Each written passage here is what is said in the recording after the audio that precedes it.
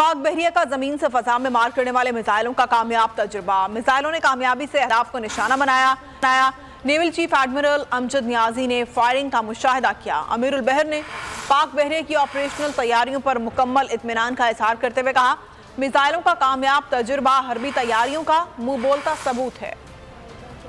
तो नजर आ रहा है सामने लिखा हुआ है जुल्म मिटने के लिए। दो चीजों से मिटेगा भाई, एक अदल की कुर्सी पे जो लोग बैठते हैं ना, वो अदल के हिसाब से फैसले करने लगे, दूसरा कौम निकल खड़ी उस जुल्म के खिलाफ, तो जुल्म खत्म हो जाएगा। या इन दोनों में से कोई एक चीज हो जाए या दोनों हो जाए।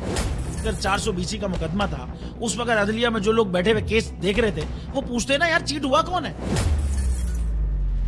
जब उनको दिखता कोई चीट नहीं हुआ, केस खत्म कर देते। तो जालिम जुल्म कर ही नहीं पाता।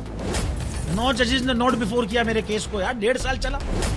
शख्सी जमानत का केस, सेम केस इस्लामाबाद में कर दिया। एक ही इल्जाम पे 2 केस हो नहीं सकते भाई। मतलब 60 दिन का वक्त होता है, 102 दिन के बाद मैं जीत गया, केस बरी हो गया, 102 दिन के बाद अपील फाइल की, एक्सेप्ट कर ली। नहीं करते ना एक्सेप्ट, खत्म हो जाता ना जुल्म यार। भरी अदालत में मुझे बरी कर दिया, फिर पता नहीं क्या हुआ, 2.5 घंटे बाद का नोट बिफोर, मैं नहीं सुनता ये केस। खड़े रहते अपने फैसले, मिट जाता जुल्म। अल्लाह ताला ने बिठाया इन कुर्सियों पे इनको यार, ये अल्लाह ताला की तरफ से फैसले करने हैं। तो या तो ये फैसले आएंगे, जुल्म मिट जाएगा, या कौम खड़ी हो जाएगी जुल्म के खिलाफ।